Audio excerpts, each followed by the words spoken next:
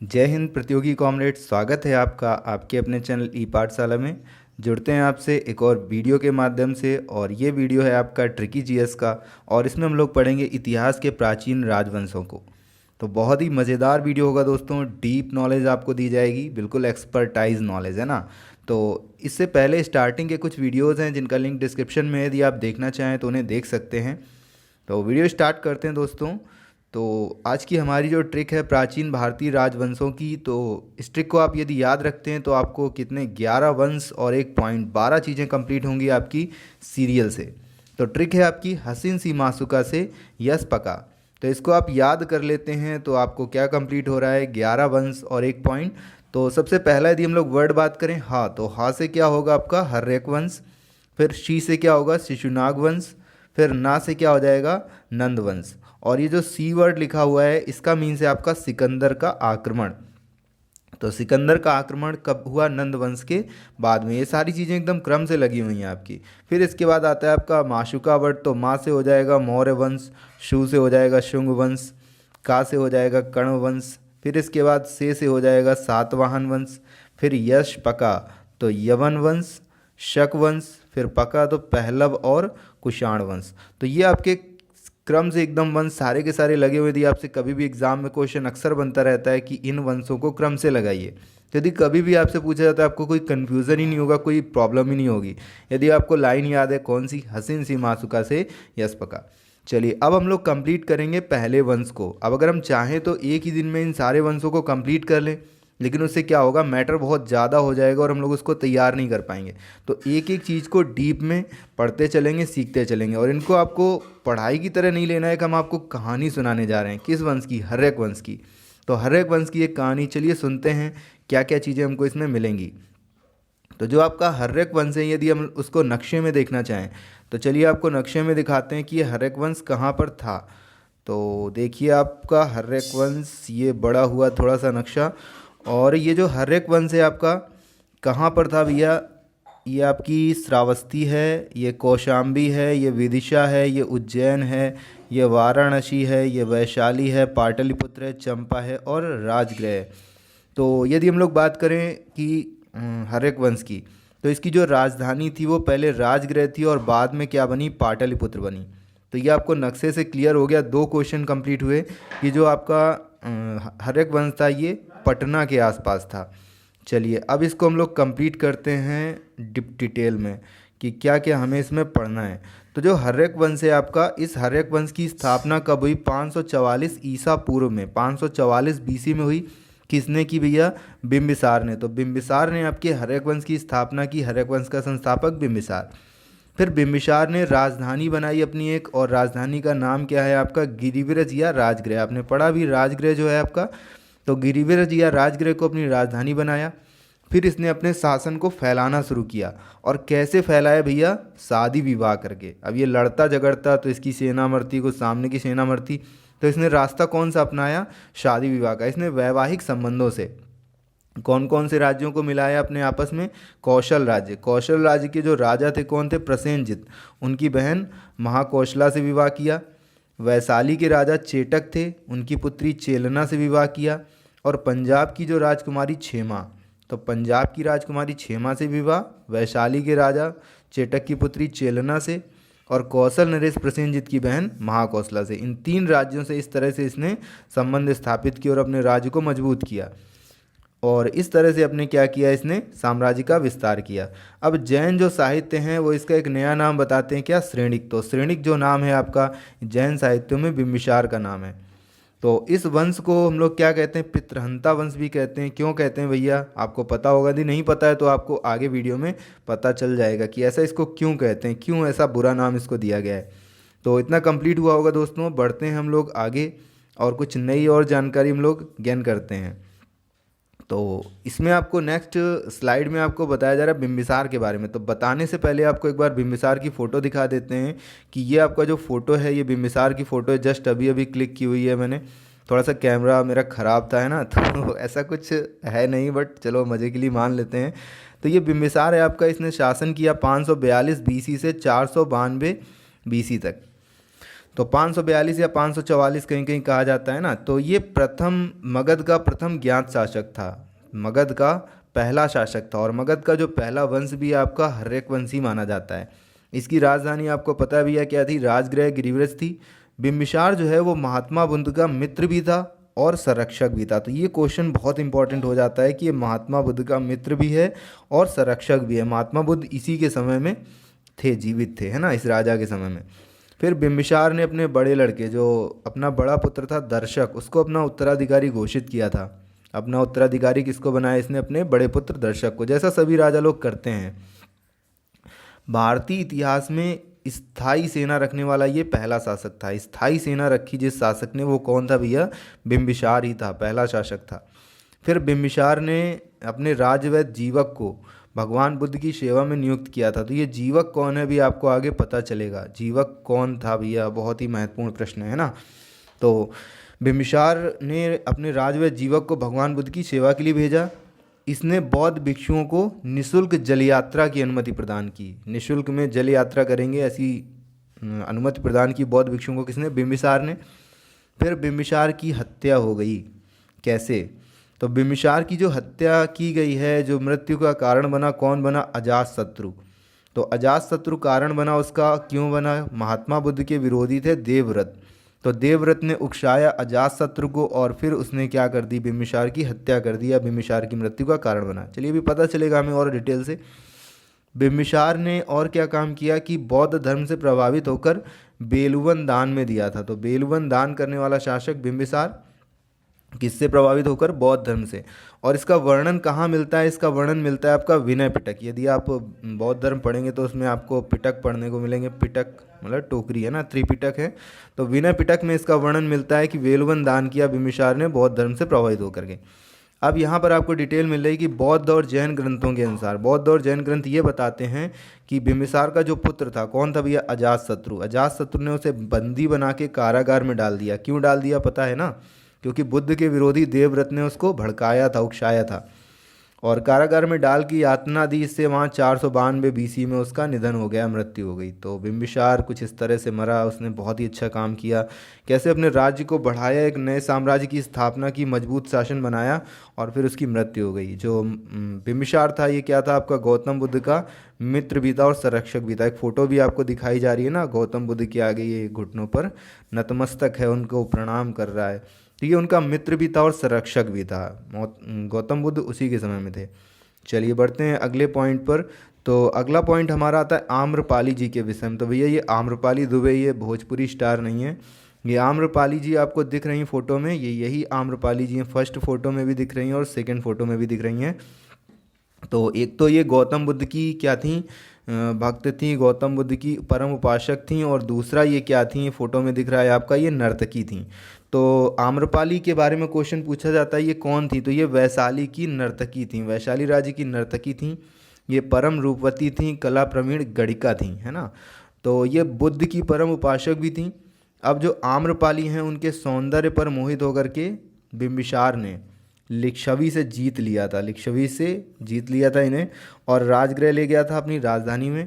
फिर इसने उनसे विवाह किया और फिर इनसे एक पुत्र का जन्म हुआ। जो पुत्र कौन था, जीवक था भैया। तो जीवक को, अपने राजवैद्य जीवक को उनके लिए भेजा था, हमने बताया था ना। तो उसके बारे में आपको नई जानकारी मिलेगी। तो जो जीवक था वो इन्हीं का पुत्र था। उसको पढ़ने लिखने के लिए इन्होंने कहाँ भेजा, तक्षशिला भेजा भैया। तक्षशिला से उसने पढ़ाई करी, मेहनत करी खूब और कौन बन गया भैया, वो डॉक्टर बन गया, एक प्रख्यात चिकित्सक और राजवैद्य बना। और आगे चल करके इसने किसका इलाज किया, गौतम बुद्ध का इलाज किया। किसने, जीवक ने। तो जो जीवक था वो बहुत ही महत्वपूर्ण व्यक्ति था, किसका, बिम्बिसार और आम्रपाली का पुत्र था। और आम्रपाली कौन थी आपको पता चल गया। और जीवक ने गौतम बुद्ध का इलाज किया था। तो बहुत ही बड़ा काम किया है ना, ये भगवान का इलाज करने वाला व्यक्ति था जीवक। आगे बढ़ते हैं अगले पॉइंट पर और जानते हैं अजातशत्रु के बारे में। क्योंकि बिम्बिसार की मृत्यु हो चुकी है और आम्रपाली जी को जान लिया हमने, अब अजातशत्रु को जानते हैं। तो अजातशत्रु की सबसे पहले फ़ोटो देख लीजिए, बढ़िया सा अच्छा सा लग रहा है ना फ़ोटो में। तो ये अजातशत्रु जो था, इसके बचपन का नाम क्या था, कुड़िक था। जो बिम्बिसार के बारे में एक डिटेल आपको बता देते हैं कि बिम्बिसार की 500 रानियाँ थीं। अब 500 रानियाँ थीं तो कितने सारे इसके भाई बहन होंगे, तो ये सबसे क्या है, कुड़ता रहता था, जलता रहता था। तो शायद इसीलिए इसका नाम बचपन में कुणिक रख दिया गया होगा। जबकि इसके पिता जो बिम्बिसार थे उनका नाम क्या था, श्रेणिक था। तो इसके बचपन का नाम कुणिक था। फिर इसने अपने पिता की तरह ही साम्राज्य विस्तार की नीति को कहाँ पर पहुँचाया, चरम पर पहुँचाया, सबसे ऊंचाई पर पहुँचाया। अजातशत्रु को जब सिंहासन मिला तो उसे अनेक राज्यों से संघर्ष और कठिनाइयों का सामना करना पड़ा, लेकिन बाहुबल था इसके पास और बुद्धिमानी भी थी, तो इसने सभी पर विजय प्राप्त की। ये इतना महत्वाकांक्षी था कि इसने अपने पिता पिता कौन थे, बिम्बिसार बिम्बिसार को कारागार में डालकर कठोर यातनाएं दी, जिससे उसके पिता की मृत्यु हो गई। ये बात हम पहले भी जान चुके हैं। और इसी से दुखित होकर के जो कौशल की रानी थी उनकी मृत्यु हो गई। तो कौशल की रानी अब मृत्यु हो गई, तो फिर उनके जो भाई थे, है ना, वो भी गुस्सा हो गए इससे, तो उससे लड़ाई हुई इनकी, कुछ ऐसे युद्ध युद्ध हुए, संघर्ष हुए, ये हम लोग जानेंगे अभी। अजातशत्रु के समय में बहुत ही महत्वपूर्ण घटनाएं हुई हैं भैया। महात्मा बुद्ध की मृत्यु हुई है, महापरिनिर्वाण हुआ है महात्मा बुद्ध का, कब, 463 बीसी में। तो इसका जो शासन काल है 493 से 460 तक का है। तो 463 बीसी में महात्मा बुद्ध को महापरिनिर्वाण प्राप्त हुआ और महावीर जी को कैवल्य प्राप्त हुआ, जो महावीर स्वामी थे 24वें तीर्थंकर जैन धर्म के। तो 468 बीसी में कैवल्य प्राप्त हुआ महावीर स्वामी को, और महात्मा बुद्ध को परिनिर्वाण। तो ये दोनों चीज़ें इसी के समय में हुई। फिर 483 बीसी में सप्तपर्णी गुफा में प्रथम बौद्ध संगीति का आयोजन हुआ। जो पहली बौद्ध संगीति है राजगृह में आयोजन हुआ था। तो राजगृह में कहाँ पर, सप्तपर्णी गुफा में, कब, 483 बीसी में प्रथम बौद्ध संगीत का आयोजन हुआ। और इसी संगीति में क्या है, बौद्ध भिक्षुओं से संबंधित पिटकों को, कौन कौन से पिटक, सुत्त पिटक और विनय पिटक में विभाजित किया गया। जो त्रिपिटक हैं उनको दो भागों में बांटा गया, सुत्त पिटक और विनय पिटक में। किस संगीति में, प्रथम बौद्ध संगीति में। कहाँ पर हुई, राजगृह की सप्तपर्णी गुफा में। कब हुई, 483 बीसी में। सारे क्वेश्चन एग्जाम्स में आते रहते हैं। अब यदि हमें सारी जानकारी होगी तो फिर तो परीक्षाओं में बल्ले बल्ले है ना हमारी। अब सिंगली अनुश्रुतियों के अनुसार इसने लगभग 32 वर्षों तक शासन किया और 460 बीसी में अपने पुत्र उदयन द्वारा मारा गया। तो भैया क्या हुआ, पहले अजातशत्रु ने अपने पिता बिम्बिसार को मारा, फिर उसी को देख करके उसके पुत्र उदयन ने बिम्बिसार को, अजातशत्रु को मार दिया। तो पिताओं की हत्या हो रही है, इसीलिए इस वंश को क्या कहा गया है, पितृहंता वंश की संज्ञा दी गई है। चलिए अब हम लोग जानेंगे अजातशत्रु के कुछ संघर्षों के बारे में। इसको किससे किससे संघर्ष करना पड़ा। तो सबसे पहला जो इसका संघर्ष था किससे था, कौशल से संघर्ष था। तो जब बिम्बिसार की पत्नी कौशल की मृत्यु हो गई तो इनका जो भाई था कौन था, प्रसेनजित था। तो प्रसेनजित इससे गुस्सा हो गया और उसने अजातशत्रु के खिलाफ संघर्ष छेड़ दिया। लेकिन शक्तिशाली शासक था ये, और इसने प्रसेनजित को हरा दिया। और प्रसेनजित हार करके कहाँ चला गया, श्रावस्ती भाग गया। लेकिन दूसरे युद्ध में अजातशत्रु हार गया। अजातशत्रु हार गया तो फिर तो इसकी ऐसी तैसी हो गई। लेकिन ये कुछ बुद्धिमान टाइप का था, तो इसलिए प्रसेनजित ने अपनी पुत्री वाजिरा का विवाह अजातशत्रु से कर दिया और इसको दहेज में क्या दे दिया, काशी दे दिया। भैया पहले दहेज में राज्य दिए जाते थे, आपको पता है ना, ऐसा कुछ होता रहता था। तो प्रसेनजित पहली बार तो हार गया, लेकिन दूसरी बार इसने अजातशत्रु को हरा दिया। लेकिन फिर भी इसने अपनी पुत्री का विवाह इससे किया और इसको काशी दहेज में दे दिया। फिर इसका दूसरा जो संघर्ष हुआ है वो वज्जी वंश से हुआ है, वज्जी संघ से हुआ है। अब जो दूसरा वज्जी मतलब लिच्छवी जो शासन था, लिच्छवी की राजकुमारी चेलना थी, वो बिम्बिसार की पत्नी थी। उनसे उनकी दो पुत्रियों का जन्म हुआ, हल्ल और बेहल्ल। तो हल्ल और बेहल्ल को अजातशत्रु ने क्या दिया था, अपना हाथी और रत्नों का हार दिया था। लेकिन बीच में मनमुटाव हो गया अपनी बहनों से और उसने वापस मांगा। अब वापस मांगा तो उनकी जो सौतेली मम्मी थी उन्होंने देने से मना कर दिया। जब मना कर दिया तो भैया लड़ाई हो गई। ऐसी ऐसी बातों में लड़ाइयाँ हो जाया करती थी पुराने समय में। तो एक हाथी और हार के लिए लड़ाई हो गई इसकी। तो इसने लिच्छवियों को हरा दिया, किसके सहायता से, वस्त्रकार से। वस्त्रकार से मदद ली और लिच्छवी में फूट डाल दी और उन्हें हरा दिया और लिच्छवी राज्य को अपने में मिला लिया भैया। तो ये कौशल संघर्ष हुआ और वज्जी संघर्ष हुआ। फिर इसका जो तीसरा संघर्ष है वो मल्ल से हुआ। मल्ल संघर्ष में इसने मल्ल संघ पे आक्रमण किया और उसे अपने अधिकार में ले लिया। इसी तरह से जो इनका सबसे प्रबल प्रतिद्वंदी था अवंती राज्य, उस पर भी अटैक किया और उसको अपने में मिला लिया भैया। इस तरह से इसने अपने शासन को बहुत फैलाया है ना। तो ये अजातशत्रु था। अजातशत्रु के बाद आता है आपका उदयन। उदयन बहुत ही महत्वपूर्ण शासक हो जाता है 1-2 पॉइंट से। तो चलिए इसके बारे में जानकारी करते हैं कि ये उदयन जो है ये 460 बीसी में मगध का राजा बना, अपने पिता की हत्या करी और राजा बन गया भैया। तो बौद्ध ग्रंथों के अनुसार तो इसे पितृहंता कहते हैं, बौद्ध ग्रंथ इसे पितृहंता कहते हैं, लेकिन जैन ग्रंथ इसे क्या कहते हैं, पितृभक्त कहते हैं। तो भैया ये थोड़ा सा क्वेश्चन याद रखना कि पितृभक्त किसे कहा, किसने कहा इसे, और पितृहंता किसे कहा। तो पितृहंता बौद्ध ग्रंथों ने कहा, जबकि जैन ग्रंथ इसे पितृभक्त कहते हैं। इसकी माता का नाम चाहिए तो याद कर लीजिए आप, पद्मावती था, है ना, पॉइंट आपके लिए बना दिया हमने। उदयन जो था ये राजा बनने से पहले भैया चंपा का उपराजा था। तो चंपा का उपराजा बनाया गया था इसको, क्योंकि ये राजा का लड़का था तो उपराजा बना दिया गया था इसको। ये भी पिता की तरह वीर था और विस्तारवादी नीति का पालक था। फिर इसने क्या किया भैया, पाटलिपुत्र नगर बसाया। ये सबसे महत्वपूर्ण प्रश्न है, बहुत ज़्यादा एग्जाम में पूछा जाता है। तो जो उदयन है किस वंश का शासक है, हर्यक वंश का। हर्यक वंश में आपने किसको किसको पढ़ा, आपने बिंबिसार को पढ़ा, बिंबिसार का पुत्र अजातशत्रु, अजातशत्रु का पुत्र उदयन। तो उदयन ने क्या किया है, आपका पाटलिपुत्र जो गंगा और सोन नदी के संगम पर है, इसकी स्थापना की और इसको अपनी राजधानी बनाया। तो इसने राजधानी अभी तक जो राजगृह थी उससे पाटलिपुत्र इसने परिवर्तित कर दी। फिर मगध के जो प्रतिद्वंदी थे, अवंती प्रतिद्वंदी था, उसको अजातशत्रु ने मिला लिया था, लेकिन जो उसके गुप्तचर थे उन्होंने उदयन की हत्या कर दी। जब हत्या कर दी तो इसके जो उत्तराधिकारी थे ये उतने अच्छे नहीं थे, कमज़ोर से थे। तो उदयन के 3 पुत्र बताए गए हैं, बौद्ध ग्रंथों ने उदयन के 3 पुत्र बताए हैं, अनिरुद्ध, मंडक और नागदशक। तो उदयन के पुत्रों ने राज्य किया। जो अंतिम राजा था नागदशक, ये बहुत ही विलासी और निर्बल था, हमेशा विलासिताओं में डूबा रहता था और बहुत ही फैसले वैसले लेने में कमज़ोर सा था। तो शासन तंत्र में शिथिलता आई भैया। तो क्या हुआ, जनता में असंतोष फैल गया। फिर राज्य के प्रति विद्रोह हुआ। किसने किया, उसके सेनापति शिशुनाग ने विद्रोह कर दिया और शिशुनाग खुद राजा बन गया, है ना। तो इस प्रकार से हर्यक वंश का अंत हो गया और शिशुनाग वंश की स्थापना कब हुई, 412 बीसी में हुई। तो इस तरह से आपको क्या है कि एक वंश कंप्लीट होता है। वीडियो ज़्यादा लंबे नहीं करेंगे दोस्तों, क्योंकि बहुत ज़्यादा मैटर फिर प्रॉब्लम करने लगता है। तो ये उदयन आपका कंप्लीट होगा यहाँ से। अब आप बताइए आपने इस वीडियो से कितना सीखा। यदि आप नहीं सीख पाए तो एक बार फिर से रिवाइंड करके वीडियो देख लीजिए। चलिए कुछ प्रश्न क्लियर करते हैं। तो सबसे पहला आपके लिए प्रश्न आ रहा है, निम्न वंशों को सही क्रम में व्यवस्थित करें। कर्ण वंश, शिशुनाग वंश, मौर्य वंश और नंद वंश। तो ये आपको करना भी है, हम नहीं करेंगे ना, हमने पढ़ाना था पढ़ा दिया, हमें नहीं आता कुछ। फिर दूसरा प्रश्न है आपका, हर्यक वंश की स्थापना किसने व कब की, पता है आपको। फिर हर्यक वंश की राजधानी क्या थी। किस शासक को कुड़िक नाम से जाना जाता था, जबकि किस शासक को श्रेणिक नाम से जाना जाता था।